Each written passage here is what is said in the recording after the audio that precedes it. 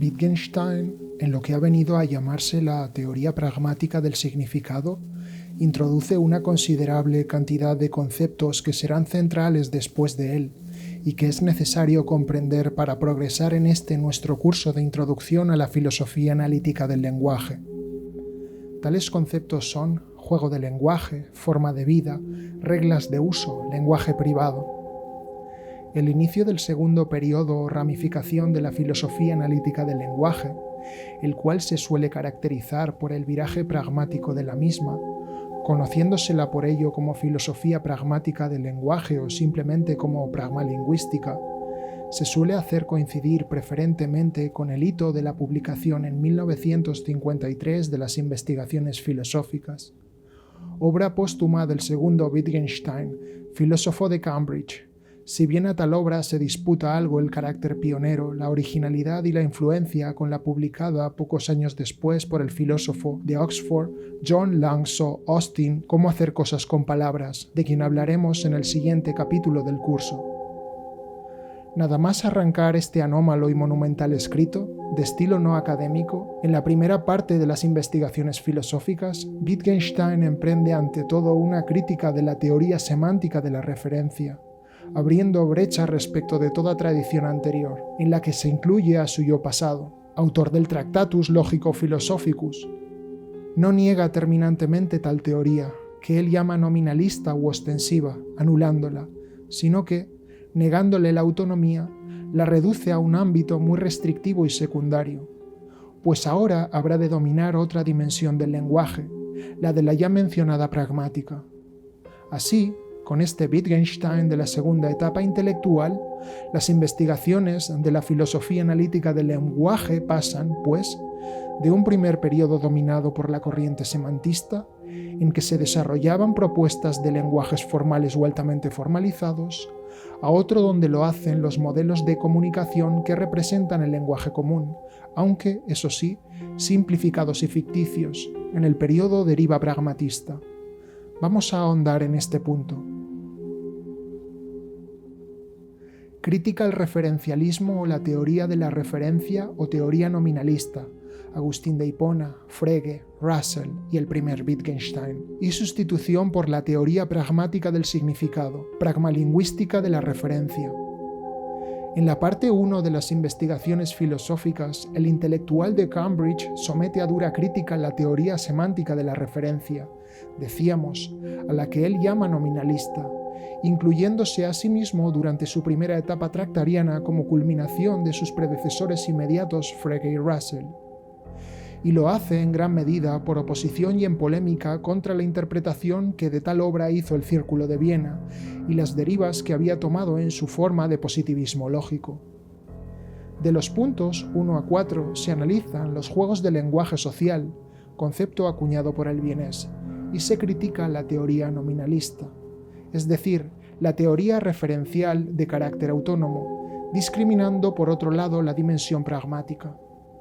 No se elimina la teoría referencialista del lenguaje, la cual inicia con Frege, sino que más bien se desplaza el centro de gravedad de la cosa referida, sea factual o mental, al uso del lenguaje.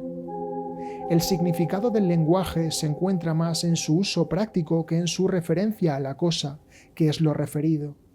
La palabra no equivale a la cosa o al portador del nombre. Nos hace ver Wittgenstein mediante juegos del lenguaje modelo. La palabra equivale únicamente al nombre. El nombre no equivale al portador del nombre. El significado de la palabra es su uso en el lenguaje, dirá en el punto 43. Pone el famoso ejemplo del manual de instrucciones que debe utilizar un tendero al que se pida una manzana roja y no sepa lo que es, buscando primero el tono rojo en la gama de color y luego la forma de la manzana en la otra tabla de representaciones de frutas.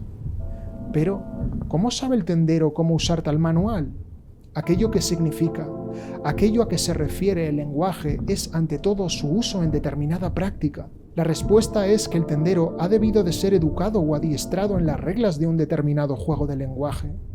No obstante, no hemos de olvidar en ningún momento que cuando hablamos de pragmática, de uso o uso práctico y similares en Wittgenstein, o en el resto de filósofos analíticos y lingüistas que le seguirán, estos se mantienen en un elevado nivel de abstracción que no toma en cuenta la realidad de hecho, proceder propio de la lógica formal, que poco o nada se quiere saber de casos concretos y reales.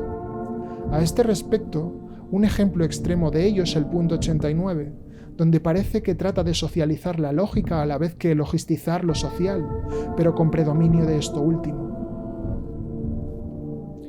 Juego de lenguaje, Sprachspiel, es una expresión central que Wittgenstein utiliza en múltiples sentidos a lo largo de su obra. En esencia, diremos que el juego del lenguaje es la representación de una forma de vida, Lebensform. Existen innumerables juegos de lenguaje, tantos como formas de vida. Su uso práctico en la determinada forma de vida está regido por reglas de uso práctico. En efecto, aquí se da una paradoja. El juego va creando y destruyendo las reglas a medida que jugamos. Las reglas se fundamentan en la práctica y la práctica en las reglas.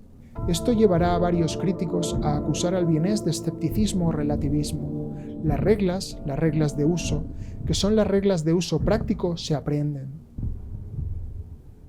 Las reglas de uso, la aprehensión de las reglas. Normatividad del significado. Si se da el significado, esto es, si algo significa algo, también debe haber algo que no lo signifique, que sea insignificante en sentido estricto. Y si algo significa algo por oposición a no significarlo, entonces es porque se dan unas condiciones específicas para que ese algo lo signifique, en lugar de darse aquellas por las cuales no lo significaría. Como sintetiza Cristina Corredor, si X es una expresión lingüística con significado, entonces existen condiciones para el uso correcto de X. Estas condiciones son la base de la norma, de la regla. Si esto es así, pueden establecerse reglas de significación a partir de estas condiciones que hacen que algo signifique algo. Reglas de uso, lo cual nos sitúa en la normatividad del significado. Pero hay un momento clave en cuanto a la regla, que es el de su aceptación. La regla debe ser aceptada, pero, en virtud de que se acepta o no se acepta, parece más aceptarse o interiorizarse por adiestramiento.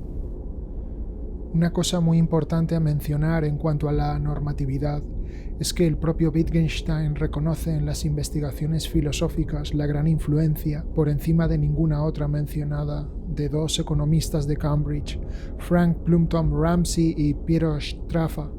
Este último, el cual mantenía relaciones con John Maitland Keynes, llegó a platicar de diversos temas con el vienés, tales como la economía, las matemáticas y la lógica.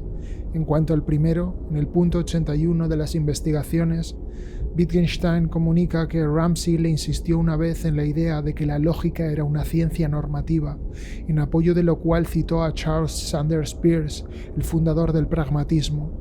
Esto es especialmente importante porque señala un vínculo de influencia que va del pragmatismo a la pragmática y que introduce además el concepto de normatividad tan importante en las reglas de los juegos de lenguaje. Este segundo, Wittgenstein, parece pasar del mostrar, zeigen en alemán, de un primer periodo semantista, entendido como explicación ostensiva de la cosa a la que se refiere el nombre y que en su primer periodo era un ir más allá del decir, sagen, parece pasar de aquel mostrar, decimos, a la aprehensión de una regla de uso práctico en una relación en un determinado juego de lenguaje. Estándares de corrección que nos están diciendo, esto se usa así y no de otra forma. La adecuación ya no es tanto un develamiento, como un adiestramiento relacional de lo arbitrario, y aquí aparece la noción de normatividad, que dimana de la práctica misma y a su vez la fundamenta. Se aboca en el conservadurismo, al dejar el lenguaje como está. Esto ha llevado a que se acuse a Wittgenstein de conductismo. Las reglas se manifiestan en la práctica del juego, pragmatismo. En el juego del lenguaje, como en el juego de los niños, se van creando y destruyendo las reglas a medida que jugamos. Jugar a un juego de lenguaje se hace en seguimiento de unas reglas, fuera de las cuales se deja de significar para caer en el sinsentido. Como en el primer periodo, más allá del lenguaje, que representa los límites de mi mundo, no hay sentido. Esto implica de modo principal que el lenguaje solo tenga sentido socialmente, o lo que es lo mismo, solo se pueda como lenguaje público, por lo que es imposible un lenguaje privado. Lenguaje privado, Privatsprache. Wittgenstein niega la posibilidad de un lenguaje privado, entendiendo este como un lenguaje privado absoluto, esto es, aquel con el que uno podría hipotéticamente hablarse y entenderse única y exclusivamente a sí mismo, en relación de significación con experiencias privadas o contenidos mentales solamente individuales. Esta forma de lenguaje privado absoluto, de darse, debería prescindir de toda referencia que vaya más allá de lo estrictamente íntimo y personal, siendo al cabo incomunicable. Y eso, para Wittgenstein, no se da en lenguaje alguno. Aquí vemos cómo continúa el rasgo antipsicologista de la primera filosofía analítica del lenguaje. No hay un fondo de lo significado en cuanto a contenido mental en este sentido. El lenguaje con el que expresamos nuestras vivencias internas es un lenguaje público, concluye el vienés. El lenguaje no refiere estados mentales o psicológicos, de los cuales sería expresión, sino a prácticas sociales, convencionales, formas de vida con sus determinadas reglas de uso. Y este marco explicativo hace a todo lenguaje algo esencialmente social.